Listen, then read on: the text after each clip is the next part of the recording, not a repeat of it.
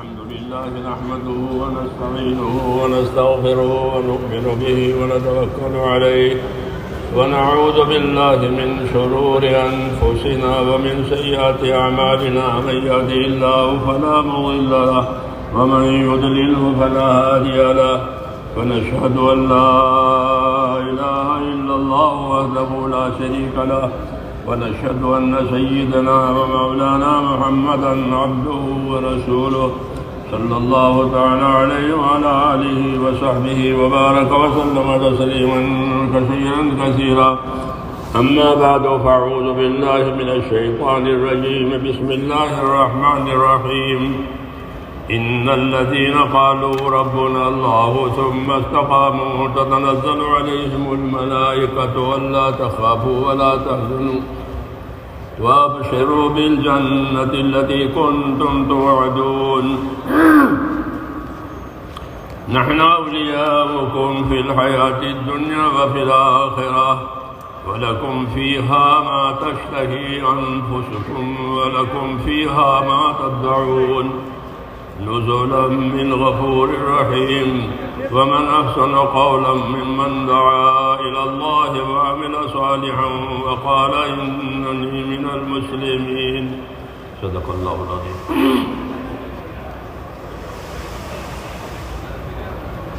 بزرگوں اور پیارے بھائیوں،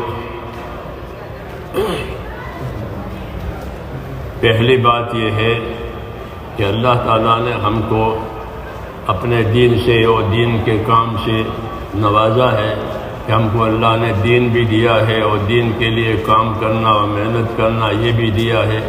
یہ اللہ تعالیٰ کا بہت بڑا احسان ہے، اور یہ وہ احسان ہے کہ جس کو اللہ تعالیٰ نے ہم پر جتایا ہے اور بتایا ہے. لقد من اللہ علی المؤمنین اذ بعث فیہم رسولا. اللہ نے ایمان والوں پر بڑا احسان کر دیا ہے کہ ان کے واسطے انہوں نے اپنا رسول بھیجا. تو رسول کا آنا اور دین کا کام ملنا یہ اللہ کا من یعنی بڑا احسان ہے. اس سے بڑا کوئی احسان نہیں ہو سکتا. اللہ تعالیٰ نے ہم کو یہ نعمت عطا فرمائی ہے. جب اللہ تعالیٰ نے ہم کو یہ نعمت عطا فرمائی ہے تو اس نعمت کا ہم پر اثر ہونا چاہیے کہ یہ نعمت جو ملی ہے اس کا اثر ہمارے اوپر ہو. حدیث شریف میں ہے کہ ان اللہ یحب ان یرا علی عبدہ اثر نعمتہ، کہ اللہ تعالیٰ کو یہ بات پسند ہے کہ جو نعمت اللہ تعالیٰ نے بندے کو دی ہے اس نعمت کا اثر ان کے اوپر ہو، بندے کے اوپر ہو. تو سوال یہ ہے کہ یہ نعمت دین جو ہم کو ملی ہے اس کا اثر ہمارے پر ہونا چاہیے، اور وہ اثر کیا ہے؟ بسم اللہ الرحمن الرحیم والصلاة والسلام علی سید الانبیاء والمرسلین وعلی آلہ وصحبہ اجمعین وبعد. Our respected Shaykh is saying, dear brothers and elders, firstly we must understand that Allah subhanahu wa ta'ala has granted us one of the biggest favor that Allah can grant anyone. That is the deen and the effort of deen. Allah subhanahu wa ta'ala tells us in the Quran, لَقَدْ مَنَّ اللَّهُ عَلَى الْمُؤْمِنِينَ إِذْ بَعَثَ فِيهِمْ رَسُولًا مِنْ أَنفُسِهِمْ. It's the biggest favor upon the people that Allah subhanahu wa ta'ala has sent prophets and given us the work of the prophets. But when a ni'mat is given, it is important that the effect of that ni'mat is seen upon us. Allah subhanahu wa ta'ala's Rasul sallallahu alayhi wa sallam tells us that Allah subhanahu wa ta'ala likes to see the effect of every ni'mat upon His servants. And now we must understand what is the effect that should be upon us based on this ni'mat and huge favor of Allah. اس لیے ہمیں یہ سوچنا ہے کہ اس نعمت کا ہمارے اوپر کیا اثر ہونا چاہیے. تو ایک تو میرے دوستو اس کا اثر یہ ہے کہ ہم اس نعمت کا شکر کریں، کہ جس نعمت کا شکر ہوگا وہ نعمت باقی رہے گی اور بڑھے گی. یہ اللہ کی سنت ہے کہ جس نعمت پر شکر ہوا وہ باقی بھی رہے گی اور وہ بڑھے گی. لئن شکرتم لازیدنکم، کہ اگر تم شکر کرو گے تو میں آئندہ بھی زیادہ دیتا رہوں گا، یہ کہا. تو اس لیے ایک تو اس کا شکر کرنا ہے کہ اس نعمت پر اللہ نے ہم کو یہ نعمت عطا فرمائی، نعمت دین. دوسری بات کہ اس نعمت کا حق ادا کرنا ہے. اس نعمت کی وجہ سے ہمارے اوپر کیا حق واجب ہوتا ہے وہ بھی سوچنا ہے. اس لیے کہ حق ادا کرنے کی وجہ سے اس کے اثرات پیدا ہوں گے. جب اس کا حق ادا نہیں ہوتا تو اس کے اثرات پیدا نہیں ہوتے. اس لیے میرے دوستو، ہر نعمت کا اثر یہ ہے کہ ہم اس نعمت کی وجہ سے اپنے اللہ تعالیٰ کو راضی کریں، اس نعمت میں ایسا عمل کریں، اس نعمت میں ایسا برتاؤ کریں کہ جس کی وجہ سے اللہ ہم سے راضی ہو جائے. یہ بات ہمیں تعلیم دی گئی ہے. اللہم وما رزقتنی مما احب فاجعلہ قوۃ لی فیما تحب. مسنون دعاؤں میں یہ تعلیم ہے کہ اللہم وما رزقتنی مما احب فاجعلہ قوۃ لی فیما تحب، کہ یا اللہ آپ نے مجھ کو جو نعمت دی ہے، ساتھ ساتھ میری درخواست یہ ہے اس نعمت کے ساتھ مجھ کو ایسی طاقت بھی دے کہ میں اس نعمت کی وجہ سے یا اللہ آپ کو راضی کیا کروں. یہ سبق دیا ہے کہ اللہم وما رزقتنی مما احب فاجعلہ قوۃ لی فیما تحب، کہ آپ نے مجھ کو جو یہ نعمت دی ہے، اس نعمت کے ساتھ ساتھ میرا سوال یہ بھی ہے کہ آپ مجھ کو ایسی طاقت دیں کہ اس نعمت کے ساتھ ساتھ میں آپ کو راضی کیا کروں. تو یہ اصل نعمت کا اثر ہے کہ جب بندے کو نعمت ملے تو اس نعمت کی قوت سے وہ اپنے اللہ کو راضی کرے. Now what is this effect that Allah wants to see through this ni'mat that Allah has blessed us with? Number one is that we have to be extremely thankful towards Allah subhanahu wa ta'ala for granting us this ni'mat. And we know the principle is that for any ni'mat, for any blessing, if we are thankful to Allah, Allah increases that ni'mat. لَإِن شَكَرْتُمْ لَأَزِيدَنَّكُمْ. Allah says, if you are thankful, I will definitely and certainly increase that ni'mat for you. Number two is to fulfill the right of that ni'mat and that blessing that Allah has given us. Now, how would one be able to fulfill the right of that ni'mat? He has to utilize that ni'mat and that bounty of Allah to please Allah subhanahu wa ta'ala. One of the famous du'as of Rasulullah sallallahu alaihi wasallam, and masnoon du'as, that, oh Allah, of all the ni'mats that you have granted me, give me the ability to use that ni'mat to please you as well. Allah grants the ability along with the ni'mat to use that ni'mat to please Allah. سب سے بڑی نعمت جو میں نے عرض کیا وہ یہ ہے کہ اللہ تعالیٰ نے ہم کو دین دیا ہے. دین یہ عربی زبان کا لفظ ہے، دال یا نون. دین، دین کا کیا ترجمہ ہے؟ دین کا ترجمہ ہے بدلہ، جزا. دین اس کا ترجمہ ہوتا ہے بدلہ اور جزا. مالک یوم الدین، روز جزا کا مالک. دین کی وجہ سے بدلے ملیں گے. دین بگاڑا ہے تو برا بدلہ ملے گا، دین بنایا ہے تو اچھا بدلہ ملے گا. یہ قاعدہ ہے، کیونکہ دین کا معنی ہی بدلہ، جزا. اس لیے میرے بھائیوں، اپنے دین کو اچھا بنانا ہے. ہم کو تعلیم دی ہے کہ اپنے دین کو، اپنے کاموں کو اچھا بناؤ. وَأَحْسِنُوا إِنَّ اللَّهَ يُحِبُّ الْمُحْسِنِينَ. یہ کہا کہ وَأَحْسِنُوا إِنَّ اللَّهَ يُحِبُّ الْمُحْسِنِينَ.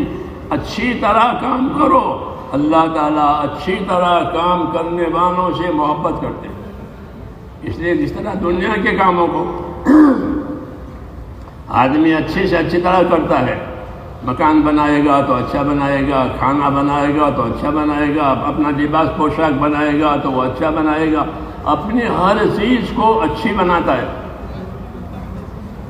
جتنی اس کی حیثیت ہوتی ہے اس حیثیت کے حساب سے وہ اپنی چیز کو اچھی سے اچھی بناتا ہے. ایسے میرے بھائیوں، ہمارے دین کے کاموں کے بارے میں ہم کو یہ رہبری ہے کہ اپنے دین کے کاموں کو اچھے سے اچھا بناؤ.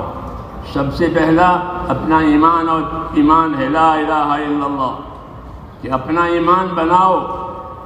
اپنا ایمان بناؤ، ایسا ایمان بنانا کہ جو اللہ سے ڈراوے. ایمان بنانے کا مطلب یہ ہے کہ اپنا ایمان ایسا بناؤ کہ وہ ایمان ہمیں اللہ سے ڈراوے اور اللہ کی اطاعت اور تابعداری پر لے جاوے اور اللہ کی نافرمانی سے ہم کو بچاوے. ایسا ایمان بنانا یہ ہماری ذمہ داری ہے. Allah subhanahu wa ta'ala has granted us deen. And what is the deen? The Arabic word, that means return, compensation. Yawm al-Jaza, Maliki Yawm al-Deen. Allah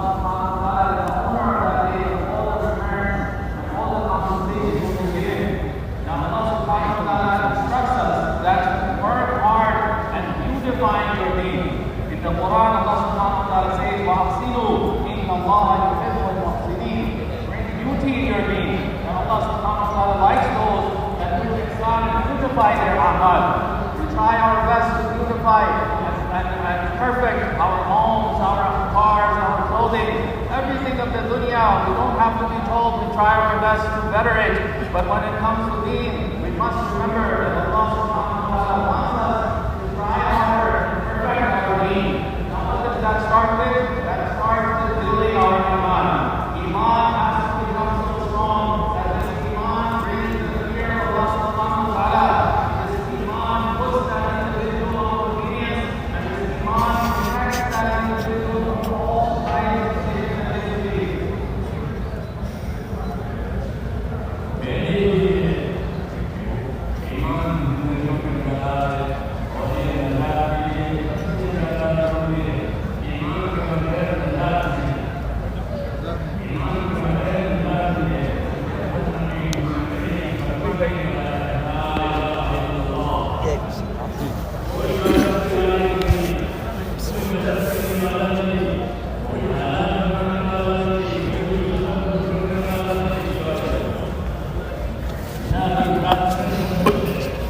کہ اختیار میں سب کچھ ہے، نفع ہو، نقصان ہو، عزت ہو، ذلت ہو، سارے حالات اللہ تبارک و تعالیٰ کے ہاتھ میں ہے، ساری کائنات اس کے قبضہ قدرت میں ہے۔ لا الہ الا اللہ۔ جب سب چیزیں اللہ تعالیٰ کے ہاتھ میں ہیں وہ ساری کائنات اس کے ہاتھ میں ہے، تو دعوت دی ہے کہ اپنا تعلق اللہ تعالیٰ سے صحیح کرو۔ یہ دعوت دی ہے کہ اپنا تعلق اللہ تعالیٰ سے صحیح کرو۔ اگر تمہارے تعلقات، ہم سے کہا گیا کہ اگر تمہارے تعلقات اللہ تعالیٰ سے صحیح ہو گئے تو سارے حالات بن جائیں گے، سارے حالات بن جائیں گے۔ اگر بندوں نے اپنا تعلق اللہ تعالیٰ سے صحیح کر لیا۔ So Iman has to be built. There is no salvation without Iman. Every prophet that came, they gave the da'wah of La ilaha illallah, which basically means that there is no protector besides Allah. There is no helper besides Allah. There is no problem solver besides Allah. When everything is in the control of Allah subhanahu wa ta'ala, there is no prophet or laws besides Allah subhanahu wa ta'ala. There is no harm or benefit besides from Allah subhanahu wa ta'ala. And everything is in the control and complete qudrat of Allah subhanahu wa ta'ala, then it is important to develop and fix our relationship with Allah subhanahu wa ta'ala. If the relationship with Allah is fixed, then all of our problems, all of our issues and all of our worries will be taken care of. اللہ تعالیٰ نے حالات کو اور نتائج کو اپنے قبضے میں رکھا ہے، اسباب بندوں کو دیے ہیں، یہ ترتیب ہے۔ حاکم کو حکومت دی، تاجر کو تجارت دی، مالدار کو مال دیا، زمیندار کو زمینداری دی، مزدور کو مزدوری دی۔ تو اللہ نے اسباب بندوں کو دیے ہیں اور حالات اپنے قبضے میں رکھے ہیں۔ اس لیے ہر سبب والے کو دعوت دی ہے کہ وہ اپنا تعلق اللہ تعالیٰ سے صحیح کرے۔ حاکم حکومت میں، تاجر تجارت میں، مزدور مزدوری میں، زمیندار زمینداری میں اپنا تعلق اللہ تعالیٰ سے صحیح کرے، یعنی اللہ پاک نے اس کو جس بات کا ذمہ دار بنایا ہے وہ ذمہ داری اپنے اس سبب میں رہ کر کے پوری کرے۔ اگر وہ اپنی ذمہ داری پوری کرے گا اللہ کے لیے تو اللہ تعالیٰ ہر حال میں اس کے حالات کو بہتر بنائیں گے، اور اگر اس نے اپنی ذمہ داری پوری نہیں کی تو جس حال میں بھی ہوگا اس حال میں اللہ اس کے حالات بگاڑ دیں گے۔ نبی کریم صلی اللہ علیہ وسلم نے مدینہ منورہ میں جانے کے بعد پہلا خطبہ دیا تھا، مدینے والوں سے خطاب فرمایا تھا جو کتابوں میں ہے، پہلا خطاب۔ اس خطاب میں یہ بات کہی گئی تھی، یہ بات فرمائی تھی کہ من اصلح ما بینہ و بین اللہ اصلح اللہ ما بینہ و بین خلقہ، کہ من اصلح ما بینہ و بین اللہ اصلح اللہ ما بینہ و بین خلقہ۔ اس کا مطلب یہ ہوتا ہے کہ جو لوگ اپنا اور خدا کا معاملہ صحیح کر لیں گے، یعنی اللہ تعالیٰ کو راضی کریں گے، اور جو ذمہ داریاں اللہ تعالیٰ نے کام کرنے کی یا بچنے کی یا آگے بڑھنے کی جو ذمہ داریاں اللہ تعالیٰ نے ان پر ڈالی ہے، جب یہ ذمہ داری پوری کریں گے تو اللہ تعالیٰ ان کی ہر طرح سے کفایت کرے گا، ہر طرح سے مدد کرے گا، ہر حالت بہتر ہوگی جائے گی۔ یہ فرمایا تھا پہلے خطبے میں جب مدینے والوں سے خطاب فرمایا تھا تو من اصلح ما بینہ و بین اللہ اصلح اللہ ما بینہ و بین خلقہ، کہ جو لوگ اپنا اور خدا کا معاملہ صحیح کر لیں گے تو اللہ ان کا اور دنیا والوں کا معاملہ صحیح کر دے گا، ساری چیزیں اور سارے حالات موافقت میں پڑ جائیں گے، اور اگر اللہ ناراض ہوا تو سارے حالات بگڑنے کا خطرہ ہے۔ Allah subhanahu wa ta'ala grants the means to the people and keeps the results to himself. Now every individual, whichever field he may be in, has to recognize the instructions of Allah subhanahu wa ta'ala and fulfill the rights of Allah subhanahu wa ta'ala, which means a leader has to fulfill the rights of Allah subhanahu wa ta'ala in his leadership. A farmer has to fulfill the rights of Allah in his farming. Businessmen, a laborer, in all aspects of life, every individual has been put into a different field of work. He has to fulfill the rights of Allah subhanahu wa ta'ala in that field. If he does so, Allah subhanahu wa ta'ala will take care of him. Allah will fix all his conditions and circumstances. If not, continuously the halat and conditions will become worse. One of the first khutbahs of Rasulullah sallallahu alaihi wasallam, which we find in the books, main point that the Prophet ﷺ emphasized on was man aslaha ma baynahu wa bayn Allah, aslaha Allahu ma baynahu wa bayn khalqih. That when a person fixes his relationship with Allah subhanahu wa ta'ala, Allah will fix all his relationships and all his dealings with all his makhluk. Now this has to be understood in every aspect of life, that if the rights are taken care of and the obligations are fulfilled, based on the first khutbah of Rasulullah sallallahu alayhi wa sallam, Allah subhanahu wa ta'ala will fix all the conditions if relationship with Allah subhanahu wa ta'ala is fixed. اللہ تعالیٰ راضی ہوتا ہے تو حالات بنتے ہیں، اللہ ناراض ہوتا ہے تو حالات بگڑتے ہیں۔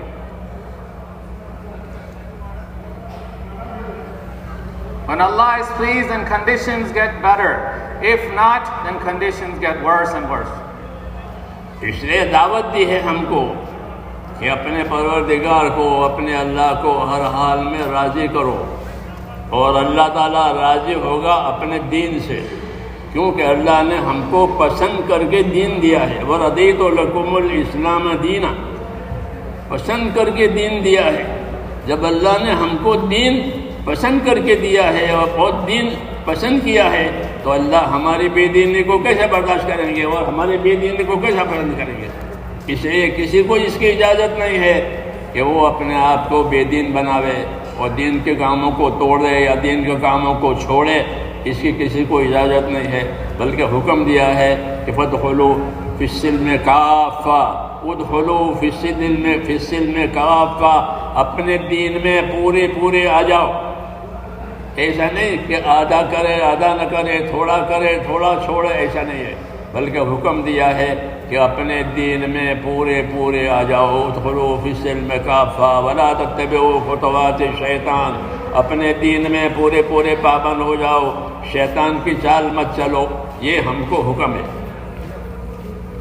So the basic da'wah to us is to please Allah subhanahu wa ta'ala, and Allah's pleasure comes through His deen. Allah tells us in the Quran, وَرَضِيتُ لَكُمُ الْإِسْلَامَ دِينًا. Allah likes the deen for you. Allah is the one who has chosen the deen for you. Now if Allah is the one who chose the deen for us, why would Allah subhanahu wa ta'ala like it if we are turning away from the deen? Why would Allah subhanahu wa ta'ala be happy if we are living a life against the deen? Allah subhanahu wa ta'ala commands us in different portions of the Quran. Allah says, "Udkhulu fi as-silmi kaffah," that enter into Islam completely. وَلَا تَتَّبِعُوا خُطُوَاتِ الشَّيْطَانِ, don't follow the footsteps of shaitan. So partial deen is not being demanded here. Complete deen without any gaps or any shortcomings. We have to aim to come under the complete deen of Islam.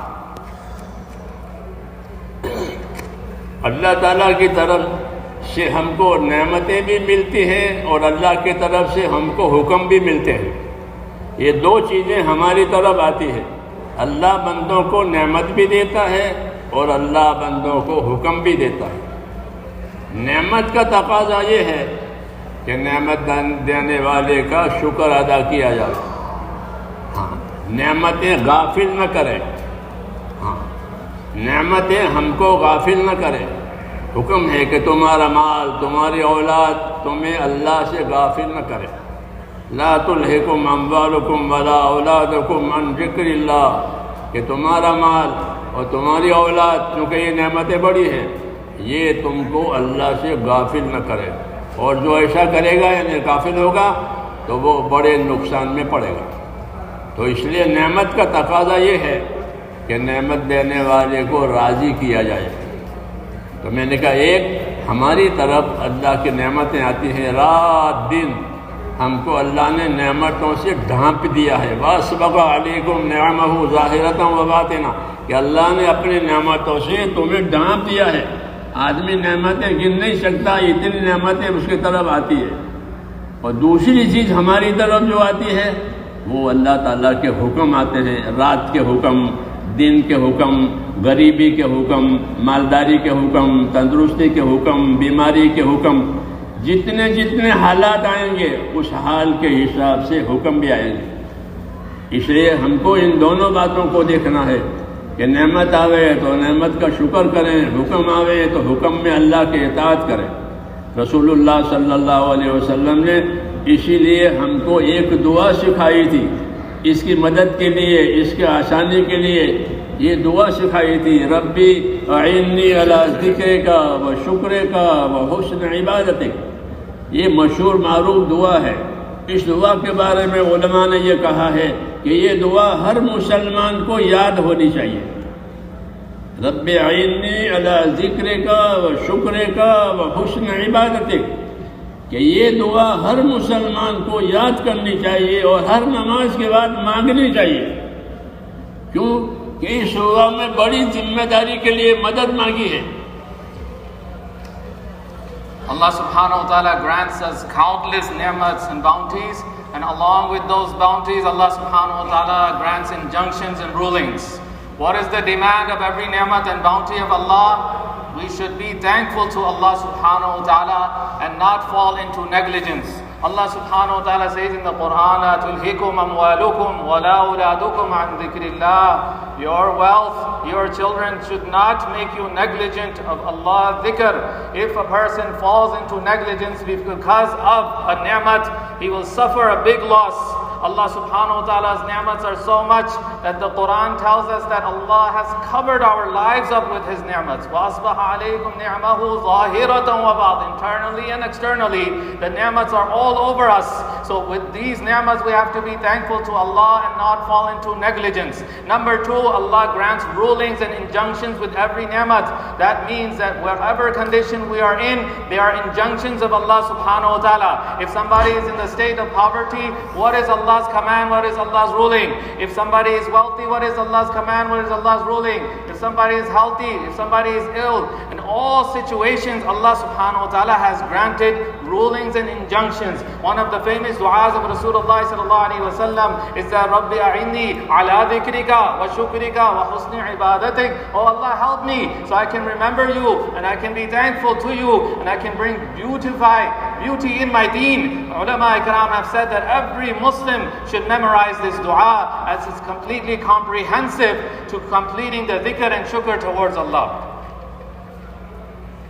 تو ہم کو یہ دعا سکھائی تھی، اعنی علی ذکرک و شکرک حسن عبادتک، کہ ذکر بھی سکھا دے ہم کو، ذکر میں بھی مدد دے اور شکر میں بھی مدد دے۔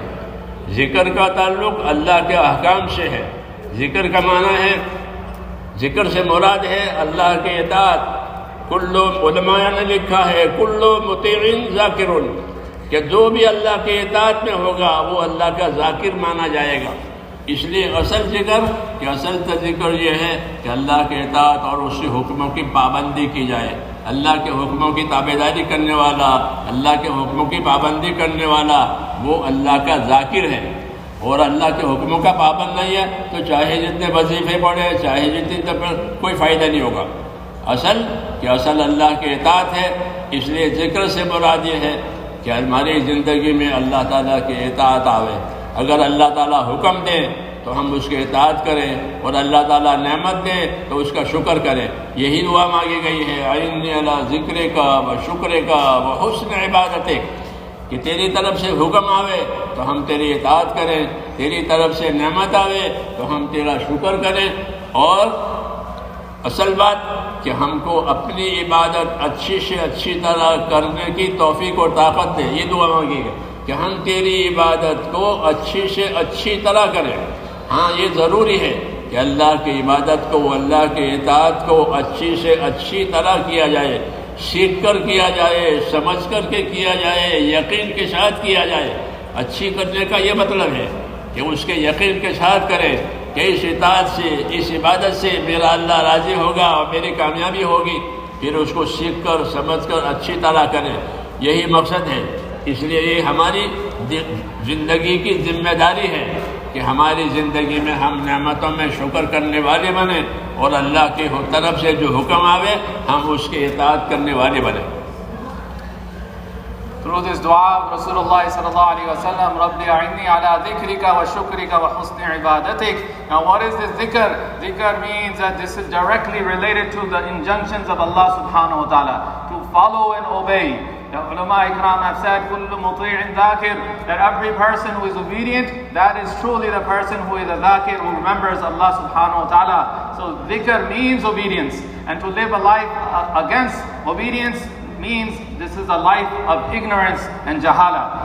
Rasulullah sallallahu alaihi wasallam's whole life is completed in this deen, dhikr and shukr. Allah commands us that we follow with every hukum, we follow Allah with every ni'mat and bounty. We are thankful towards Allah subhanahu wa ta'ala. And the third thing in the dua is to fulfill every command in the best way possible. That means to learn it, to understand it, to have the proper conviction while executing that ibadat. That is what's demanding through every worship of Allah subhanahu wa ta'ala. اللہ نے دعوت کا جو عمل دیا ہے وہ اسی لیے ہے کہ دعوت کے عمل پر آنے سے ایمان میں طاقت آئے گی، ایمان میں طاقت آئے گی۔ جب آدمی اللہ کی دعوت میں اور اللہ کے راستے میں نکلے گا اور اس محنت میں اپنے آپ کو ڈالے گا تو پہلا نفع اس کی طرف یہ آئے گا کہ اس کے ایمان میں طاقت آئے گی، اس کا یقین بڑھے گا، اس کے دل میں خدا کا خوف آئے گا۔ والذین جاہدوا فینا لنہدینہم سبلنا، کہ جو لوگ ہمارے راستوں کی محنت کریں گے تو ہم ان کو، جو لوگ ہمارے دین کی محنت کریں گے ہم ان کو اپنے راستوں کی طرف رہبری کریں گے۔ سبل اللہ کے راستے، سبل سے مراد یہ ہے کہ جب محنت ہوگی تو اللہ تعالیٰ ان کو جنت والے اعمال کی طرف لے جائے گا۔ یہ مطلب ہے آیت کا کہ والذین جاہدوا فینا لنہدینہم سبلنا، کہ جو ہمارے راستے کی محنتیں کریں گے ہم ان کو اپنے سبل، سبل سے مراد اعمال جنت ہے، کہ محنت کرنے والوں کو اللہ تعالیٰ جنت والے عملوں کی طرف لے جائے گا۔ محنت چھوٹ جائے گی تو جنت والے عمل بھی چھوٹ جائیں گے۔ اس لیے ایمان اور دین اور اس کے ساتھ محنت، جیسے کھیتی، کھیتی کے ساتھ محنت، تجارت، تجارت کے ساتھ محنت، ہر چیز کے ساتھ اس کی محنت جوڑی ہوئی ہے کہ جب محنت ہوگی تو اس کا نفع ہوگا، محنت نہیں ہوگی تو اس کا نفع نہیں ہوگا۔ تاجر تجارت کی محنت کر کے تجارت کا نفع لیتا ہے، زمیندار زمینداری کی محنت کر کے اس کا نفع لیتا ہے، مزدور مزدوری کی محنت کر کے اس کا نفع لیتا ہے۔ ایسے ہی میرے بھائیوں اللہ کے دین کے ساتھ جب اللہ کے دین کی محنت ہوگی تو اب دین کا نفع آئے گا۔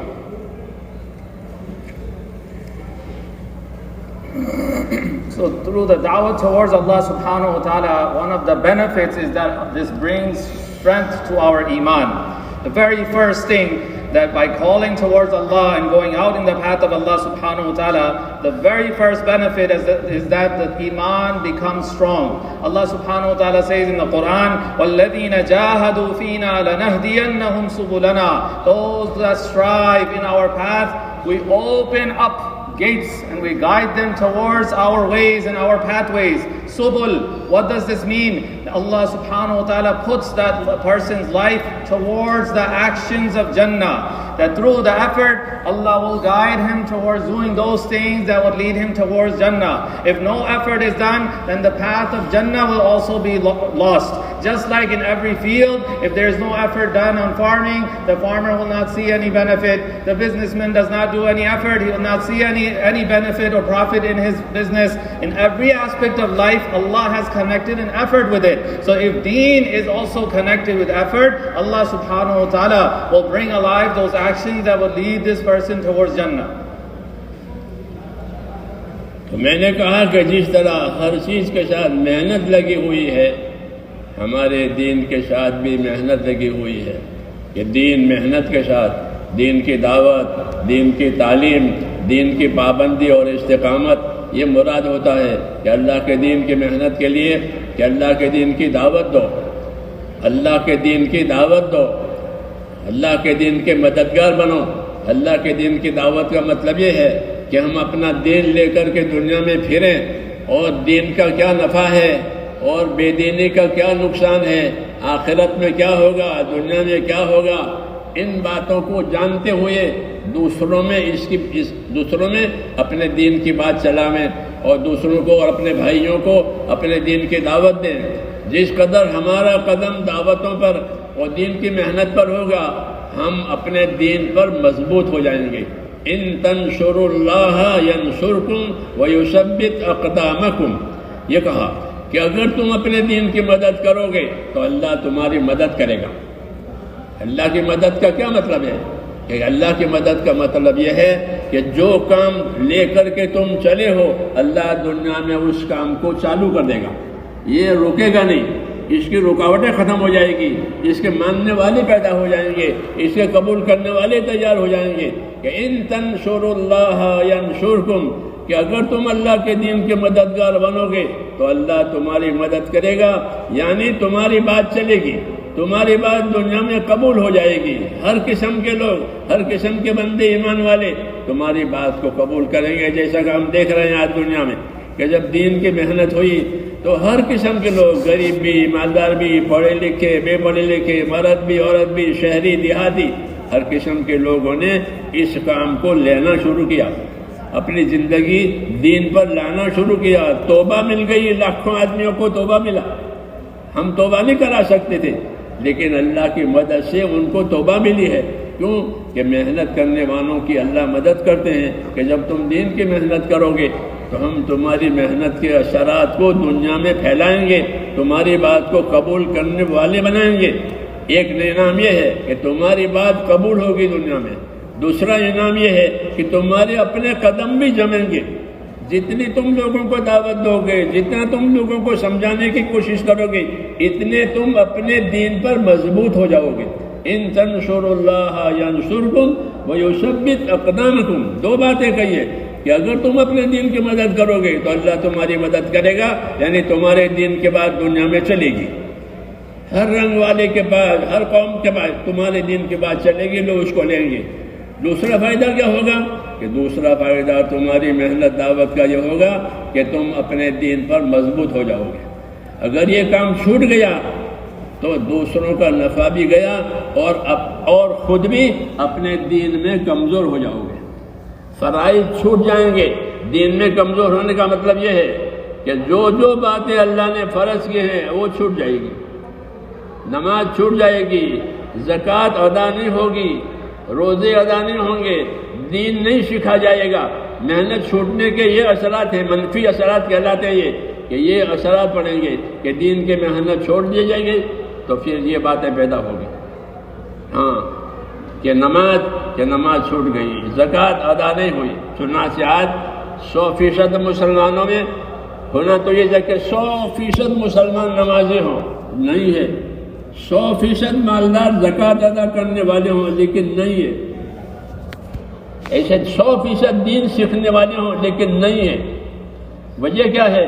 کہ اس کی محنت چھوٹ گئی، اس کی محنت چھوٹ گئی۔ اس لیے میرے دوستو، ہر کام کا نفع اس کی محنت کے بقدر ہوتا ہے۔ جتنی محنت اتنا نفع، جتنی محنت اتنا نفع۔ لیس للانسان الا ما سعى، کہ آدمی کے لیے کچھ نہیں ہے سوائے اس کی محنت کے۔ یعنی آدمی کو جو اس کا نفع ملے گا وہ اپنی محنت کے بقدر ملے گا۔ اگر محنت چھوٹ گئی تو کسی بھی کام میں نفع نہیں ہوگا، نہ تجارت میں، نہ زراعت میں، نہ ملازمت میں، کسی میں نفع نہیں ہوگا، محنت ہی نہیں ہے۔ ایسے میرے بھائیوں، دین کی محنت نہیں ہوئی تو پھر دین کا کوئی نفع نہیں، آدمی اپنے دین کو بھول جائے گا۔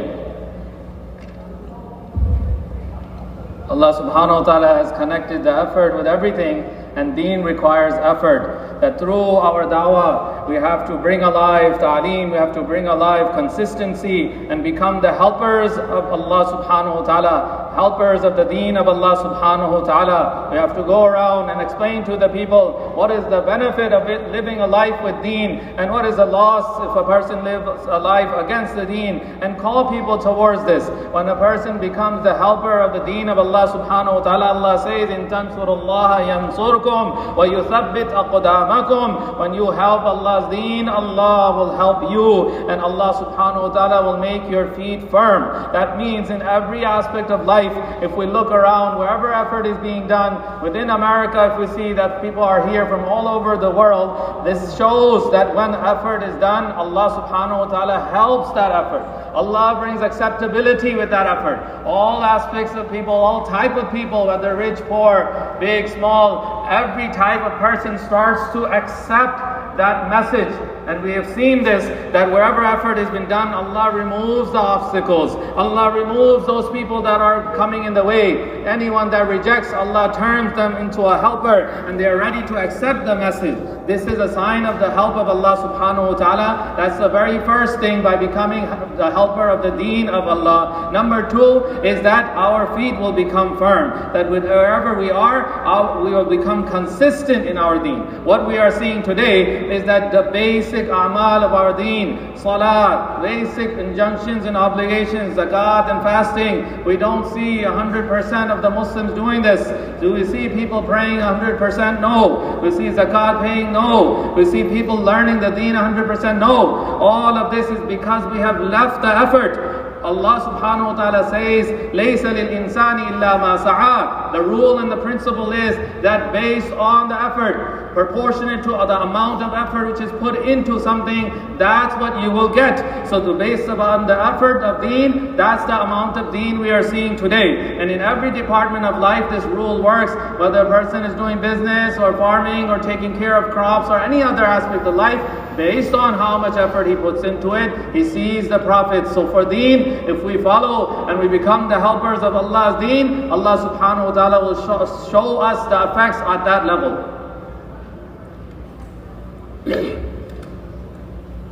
اللہ تعالیٰ نے ہم کو یہ بشارت دی ہے کہ والذین جاہدوا فینا لنہدینہم سبلنا، جیسے میں نے پہلے کہا کہ جو ہمارے راستے کی محنت کریں گے ہم ان کو اپنے راستوں کی طرف رہبری کریں گے، یعنی جنت کے اعمال کی طرف رہبری کریں گے۔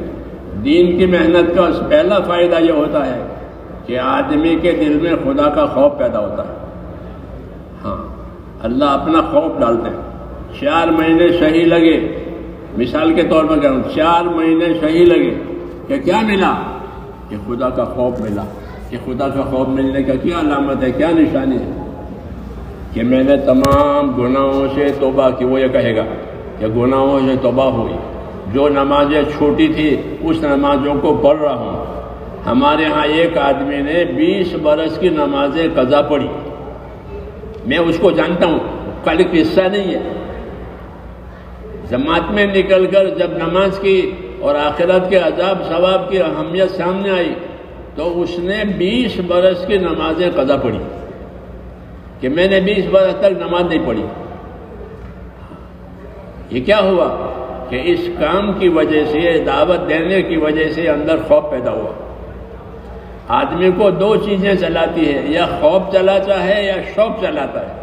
کسی کام کا شوق ہو گیا تو شوق اس کو چلاتا ہے، کسی کام کا خوف ہو گیا تو خوف اس کو اس مصیبت سے بچاتا ہے۔ دعوت کی محنت سے اور اللہ کے راستے میں نکلنے کی محنت سے یہ 2 چیزیں دینوں میں پیدا ہوتی ہیں۔ بعض لوگوں میں شوق پیدا ہوتا ہے، اللہ، آخرت، جنت، دوزخ، دین، قرآن، ان باتوں کا شوق پیدا ہوتا ہے تو وہ شوق کی وجہ سے آگے بڑھتے ہیں، جان بھی لگاتے ہیں، مال بھی لگاتے ہیں، دوسروں کو بھی دعوت دیتے ہیں، ان کو شوق پیدا ہو گیا۔ تو کبھی کسی کے دل میں اللہ تعالیٰ شوق ڈالیں گے، کسی کے دل میں خوف ڈالیں گے. یہ دو اسباب ترقی کے اسباب ہیں. Allah subhanahu wa ta'ala grants us a glad tidings in this ayat that was recited, وَالَّذِينَ جَاهَدُوا فِينَا لَنَهْدِيَنَّهُمْ سُبُلَنَا, that the actions of Jannah, Allah starts to give this person the ability to come towards those actions. The very first benefit of going out in the path of Allah and doing the effort is that this person starts to become fearful towards Allah. And what is the sign of this? That he repents completely from all the disobediences of Allah subhanahu wa ta'ala. If he had missed any salah, he starts to make them up. He says that I know a person by name that who was not praying for 20 years, and then after going out in the path of Allah subhanahu wa ta'ala, Allah gave him that tawfiq to make up that salat for 20 years, and he was able to do the qada of all of those prayers. This was the benefit of going out in the path of Allah subhanahu wa ta'ala. There are two things that Allah subhanahu wa ta'ala uses to keep every individual going. Number one is the fear towards Allah. For some people, Allah grants them so much fear that they are able to do what's right. And for the other thing is zeal, that they become so encouraged and they become so excited about attaining that benefit that they are able to do the good deeds. Because of fear and zeal towards Allah subhanahu wa ta'ala and towards pleasing Allah, this person utilizes his life, his wealth, and everything that Allah has given him in the right direction. دین کی دعوت اور محنت کا یہ بڑا فائدہ ہے کہ اندر خوف پیدا ہوتا ہے، شوق پیدا ہوتا ہے. ہاں، خوف اچھی چیز ہے، کیوں کہ جتنی ناگوار اور ناپسندیدہ چیزیں ہیں اس میں آدمی خوف کی وجہ سے اپنے آپ کو بچاتا ہے، اور جو اچھی چیزیں ہیں اس کو خوف کی وجہ سے لیتا ہے. اس لیے دعوت کی اس محنت میں اور اللہ کے راستے میں نکلنے میں یہ چیزیں پیدا ہوتی ہے کہ اللہ تعالیٰ اپنا خوف پیدا کرتا ہے، جس کی وجہ سے وہ دین کی طرف آتا ہے، توبہ کرتا ہے، چھوٹی ہوئی چیزیں دیتا ہے. ایک آدمی نے اللہ کے راستے میں نکلنے کے بعد 18 برس کی زکوٰۃ دی. وہ ہمارے ساؤتھ انڈیا میں رہتا تھا. 18 برس کی زکوٰۃ، اور یہ کہا کہ میں نے اللہ کے راستے میں نکل کر یہ سمجھا کہ مال میں زکوٰۃ ہے، کیونکہ وہ بڑا مالدار تھا، بلڈر تھا، بلڈنگیں بناتا تھا. بلڈر مالدار ہوتے ہیں. لیکن مجھے یہ نہیں معلوم تھا کہ مال میں کیا ہے، مال میں کتنی زکوٰۃ ہے. ہاں، اس کو جہالت کہتے ہیں کہ دین نہیں ہوگا تو آدمی اپنی ذمہ داریوں سے جاہل ہوگا. وہ جہالت ایسا ہے، جہالت ایسی چیز ہے جیسے کوئی اندھا ہو، نابینا ہو. نابینا دنیا کی رونق نہیں دیتا، کتنی رونق ہے. نابینا ہے، اندھا ہے. تو اس اندھاپن کو دور کرنے کے لیے اللہ تعالیٰ نے ہم کو دین دیا ہے اور دین کی محنت دی ہے. دین اور دین کی محنت، اس سے دین کا نفع کھلے گا، یعنی گناہوں سے بچنے کی طاقت پیدا ہوگی. پہلی بات اس کو تقویٰ کہتے ہیں کہ دین کی محنت سے تقویٰ ملے گا. تقویٰ وہ نعمت ہے، وہ صفت ہے، اندر خدا کا خوف پیدا ہوتا ہے. حضرت عمر فرماتے تھے کہ اللہ نے ہم کو تقویٰ دیا ہے، ہم کو اللہ نے تقویٰ دیا ہے. تقویٰ یعنی اندر خدا کا خوف پیدا ہو گیا. آپ نے سنا ہوگا جمعہ کے خطبوں میں خطبہ حضرات پڑھتے ہیں، تقویٰ ملاک الحسنات، تقویٰ ملاک الحسنات. کہ تقویٰ یہ تمام بھلائیوں کی، تمام نیکیوں کی جڑ ہے. کہ آدمی کے دل میں تقویٰ پیدا ہو گیا، خدا کا خوف پیدا ہو گیا، اب وہ ہر بھلائی کی طرف جائے گا. فرائض بھی ادا کرے گا، نوافل بھی ادا کرے گا، خدمت بھی کرے گا. جی ہاں، عبادت، خدمت، یہ سب تقوی پر موقوف ہے. اور تقوی، اللہ کا خوف کہاں ملے گا؟ کہ یا تو اچھی صحبت میں ملے گا، جیسے صحابہ کرام کو حضور صلی اللہ علیہ وسلم کی صحبت ملی تو ان کے دلوں میں تقوی پیدا ہو گیا.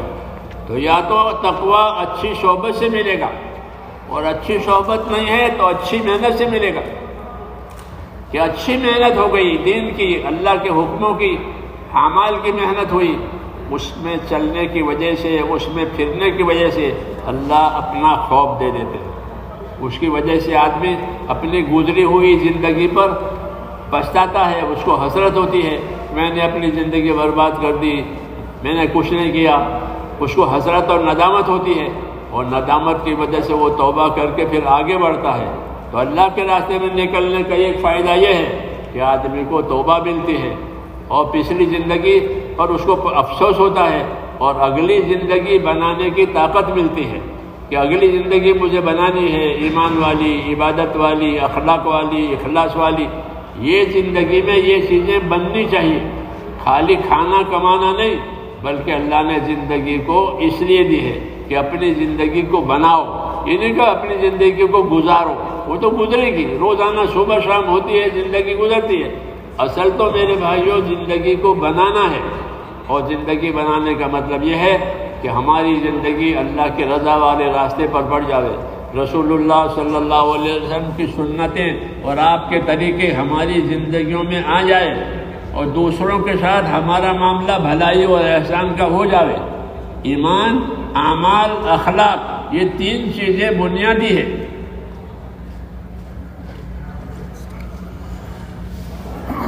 So by doing the effort of deen, Allah subhanahu wa ta'ala, one of the first benefits that Allah grants is that Allah makes this individual fearful. Now he is afraid to do anything evil. He is going to protect himself based on the effort of deen that he is doing. That khawf and that fear will come into his life, and because of that he will repent. He says there was another person who did not pay zakat for 18 years.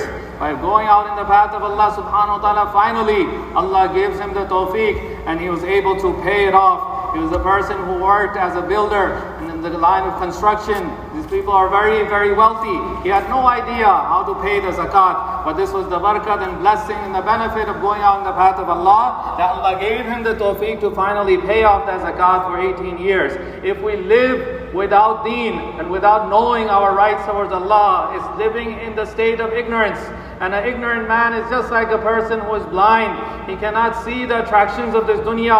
While being blind, without having deen, we are just like that we cannot please Allah subhanahu wa ta'ala. So one of the basic benefits that comes is taqwa. By doing the effort of deen, Allah makes us fearful towards Him. Umar radiallahu anhu says that Allah subhanahu wa ta'ala granted us taqwa. We became fearful towards Allah subhanahu wa ta'ala. And you'll hear this in many khutbah of Jummah, that the Imam recites that taqwa is milakul hasanat. It's the root cause, it's the root of all good deeds. And this taqwa comes, one way that it comes through is the good company. Like the Sahaba, they attained the companionship of Rasulullah sallallahu alaihi wasallam. They developed taqwa. Now they have the ability to fulfill the faraiz and the voluntary acts and the khidmat, and all other aspects were being fulfilled because now they had taqwa. The other thing that happens is that Allah makes this person remorseful and he starts to repent in his past life, that where was I from till now? I've wasted so many years in the wrong direction. This happens as a benefit of going out in the path of Allah subhanahu wa ta'ala. The strength to repent, the strength to fulfill ibadat, the strength to develop good characteristics, the strength to develop sincerity, all of this is built by going out in the path of Allah subhanahu wa ta'ala. Allah says build your life. Allah does not say just spend it. Building means to work in the direction that Allah is pleased with, to bring alive every sunnah of Rasulullah sallallahu alaihi wasallam, and to strengthen our iman and our a'mal salihah. Excuse me, but we have an announcement. There are some brothers who have parked in the employee parking. Some brothers who have parked in the staff parking. Please immediately remove their cars, otherwise they will be towed. Those brothers who have parked illegally in the staff parking, please remove their cars. تو ایک تو میں نے عرض کیا کہ اللہ کے راستے میں نکلنے کی جو محنت ہے، اس محنت سے ہمارے دلوں میں تقوی پیدا ہوگا، اللہ کا ڈر آئے گا، اور اللہ کا ڈر اور تقوی یہ تمام نیکیوں کی جڑ ہے۔ صحابہ کرام کو تقوی ملا تھا، والذین اہتدوا زادہم ہدی وآتاہم تقواہم، بشارت ہے، والذین اہتدوا زادہم ہدی آتاہم تقواہم، کہ جو لوگ بتکلف اور اپنی محنت سے صحیح راستے پر چلنے کی کوشش کریں گے تو اللہ تعالیٰ ان کو صحیح رہبری بھی کرے گا اور ان کے دلوں میں اپنا تقوی اور اپنا خوف بھی پیدا کرے گا۔ تو ہم کو صحیح محنت کی وجہ سے صحیح رہبری بھی ملے گی اور اندر خدا کا خوف اور تقوی بھی پیدا ہوگا. اس کی وجہ سے اپنے دین پر چلنے کی طاقت پیدا ہوگی. یہ ضروری ہے. کیوں کہ آدمی رات دن اپنی دنیا میں، اپنے بال بچوں میں، اپنے کاروبار میں رہنے کی وجہ سے روز روز اس کے ایمان میں کمزوری آتی ہے، یعنی یقین کمزور ہو جاتا ہے. یقین تو یہ ہے کہ جو کچھ ہوگا وہ اللہ سے ہوگا، اللہ کے غیر سے کچھ نہیں ہوگا. نفع ہو، نقصان ہو، بیماری، تندرستی، غریبی، امیری، یہ سب اللہ سے ہے. لیکن یہ یقین کمزور پڑ جاتا ہے جب وہ اس ایمان کی محنت میں نہیں ہوتا. جب اس کا یقین کمزور ہوگا تو اس کے عمل بھی کمزور ہو جائیں گے، اس کے عمل بھی کمزور ہو جائیں گے. وہ اپنے عمل کو سیکھے گا نہیں. جیسے ہم لوگ آج ہو گئے ہیں کہ نماز پڑھتے ہیں لیکن نماز سیکھی نہیں ہے، وضو کرتے ہیں لیکن وضو سیکھا نہیں ہے، دیکھا دیکھی کر لیتے. سیکھنے کا مطلب یہ ہے کہ ہم دین کے کاموں کو سیکھیں، یعنی اس کی فضیلت بھی جانیں، اس کا طریقہ بھی جانیں. اس کو سیکھنا کہتے ہیں کہ اس کی فضیلت بھی جانو اور اس کا طریقہ بھی جانو. اللہ نے سیکھنے کے لیے اور سمجھنے کے لیے علم اتارا ہے دعوت کے ساتھ، کہ دعوت بھی ہو عمل کی، اور پھر عمل کو صحیح کرنے کے لیے اس کا سیکھنا سکھانا ہو، اس کا علم ہو. فضائل کا علم اتارا ہے اللہ نے. فضائل کا علم ہوگا آدمی کو، مسلمان کو، تو وہ اپنے عمل کی قیمت سمجھے گا. جیسے تاجر اپنی چیز کی قیمت سمجھتا ہے کہ یہ چیز میرے ہاں اتنے میں آئی ہے اور اتنے میں جا رہی ہے. ایسا کوئی تاجر نہیں ہے کہ جو اپنی چیز کی قیمت بھی نہ سمجھے، نفع بھی نہ سمجھے. ایسا کوئی تاجر نہیں ملے گا آپ کو. بلکہ ہر تاجر جو چیز، جو آئٹم اس کی ہے، وہ جانتا ہے کہ یہ اتنی قیمت کی ہے اور مجھے اس پر اتنا نفع کمانا ہے. اسی کو تاجر کہتے ہیں. تو حضور صلی اللہ علیہ وسلم نے بتایا کہ ہر انسان تاجر ہے دنیا میں. وہ اپنی صلاحیتوں کو دنیا میں لگائے گا. کچھ لوگ اپنی صلاحیت لگا کر کھوٹ میں اتریں گے، کچھ لوگ اپنی صلاحیت لگا کر نفع کمائیں گے. جسے تاجر بازار میں بعض تاجر نفع کما لیتے ہیں، بعض تاجر کھوٹ میں اتر جاتے ہیں. دونوں ہوتا ہے، نفع کمانے والے، کھوٹ میں اترنے والے. تو ایسے میرے دوستو ہماری زندگی، کہ ہماری زندگی کی مثال ایک تجارت کی مثال ہے. ہم اپنی زندگی لگا رہے ہیں. جیسے تاجر اپنی تجارت پر مال لگا رہا ہے، ایسے ہر انسان اپنی زندگی لگا رہا ہے، اپنی صلاحیت لگا رہا ہے. یہ زندگی لگانے میں، صلاحیت لگانے میں بعض لوگ نفع کمائیں گے، بعض لوگ نقصان اٹھائیں گے.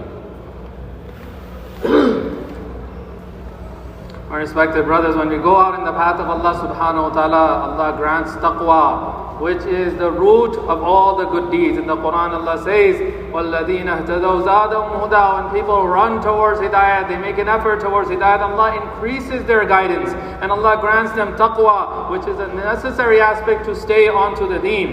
Now, it is important for us to understand that when we are around our family and friends and worldly aspects, most of our life, this pollutes our conviction. Our yaqeen gets polluted and we don't understand how great Allah is and how much power Allah possesses, and Allah controls everything. Our knowledge says that Allah is the doer, but because this yaqeen and conviction becomes weak, the actions also become weak. We pray salah, but we pray it without even learning it. For every ibadat of Allah, we have to learn it, understand it, and two things to know: the virtues of every ibadat and the method of Rasulullah ﷺ to execute that ibadat. Allah subhanahu wa ta'ala has revealed knowledge. This is what knowledge is, to know what are the virtue for doing things and what is the method of the Prophet ﷺ to do it. Just like in business, a businessman knows the value of his product. He knows what he's selling, he knows what's the cost, he knows what's the profit. There's not a single businessman who can do without this. Similarly, Rasulullah ﷺ called each and every one of us a businessman. Our life can be understood from that aspect, that its life is just like a business, that there will be people utilizing their skills. In business, some suffer loss and some attain benefit. In life as well, if it's in the right direction, we will be able to attain profits and benefits. If not, then we will be wasting that life and we will be suffering loss. دنیا میں لوگ آج اپنے حالات سے پریشان ہیں، ہر طبقہ پریشان ہے. ہاں، آج کا دور یہ ہے، وہ لوگ خوب سمجھتے ہیں کہ ہر طبقہ اپنی اپنی جگہ پر پریشان ہے. پریشانی کا کیا علاج ہے اور پریشانی کا کیا سبب ہے؟ کہ زندگی کا جو اصلی کام تھا جب وہ چھوٹ جاتا ہے تو پریشانیاں کھڑی ہوتی ہیں، اور زندگی کا جو اصلی کام ہے جب وہ آ جاتا ہے تو اللہ تعالیٰ پریشانیوں کو اٹھا لیتے ہیں اور سکون اور چین دیتے ہیں۔ یہ اللہ تعالیٰ کا وعدہ ہے کہ سکون اور چین دینے والی زندگی اس کے اسباب ہے ایمان اور اعمال۔ من عمل صالحا من ذکر و انثی وهو مؤمن فلنحینہ حیاۃ طیبہ ولنجزینہم اجرہم بأحسن ما كانوا یعملون۔ فرمایا کہ جو لوگ ایمان لا کر اچھے اعمال بنا کر زندگی گزاریں گے، ہم ان کو دنیا میں جینے کے لیے پاک اور صاف ستھری زندگی دیں گے۔ وَلَنُحْيِيَنُ حَيَاةً طَيِّبَةً، پاک صاف زندگی جینے کے لیے دیں گے۔ کس شرط پر؟ اس شرط پر کہ وہ اپنا ایمان بناوے، اپنا اخلاص بناوے، اپنے اعمال بناوے، اپنی عبادتوں کو، اپنی عادتوں کو صحیح کرے، فضائل کے ذریعے سے، محنت کے ذریعے سے۔ جب یہ بات ہوگی تو اللہ فرماتے ہیں کہ ہم ایسے لوگوں کو دنیا میں جینے کے لیے پاک صاف زندگی دیں گے، اطمینان کی زندگی دیں گے۔ وَلَنُحْيِيَنَّهُ حَيَاةً طَيِّبَةً، کہ دنیا میں جینے کے لیے پاک زندگی، یہ پاک زندگی کفر سے، شرک سے، پریشانیوں سے، مصیبتوں سے پاک ہوگی، اس میں چین ملے گا، اس میں برکتیں ہوگی، یہ وعدہ ہے۔ ایمان اور عمل والی محنت کرنے کی وجہ سے پاک صاف زندگی ان کو دی جائے گی، وعدہ ہے۔ اور جو آخرت ہے اس کا بدلہ تو اللہ کہتے ہیں اس سے اور بڑھا کر دیں گے۔ اللہ آخرت کو بڑھا کر دیتے ہیں، اور دنیا میں ہدایت بقدر محنت کے دیتے ہیں۔ جتنی محنت اتنی ہدایت، جتنی محنت ان کی ہدایت، راستے کھلتے چلے جائیں گے محنتوں کی وجہ سے۔ اور آخرت کا جو بدلہ ہے وہ تو بہت زیادہ بڑا کر دیں گے۔ وَإِن تَكُ حَسَنَةً يُضَاعِفْهَا، ایک نیکی بھی ہوگی تو ایک نیکی نہیں ہوگی بلکہ اس کو اللہ بڑھا دیں گے۔ یہ اللہ کی سنت ہے اور یہ بشارت ہے۔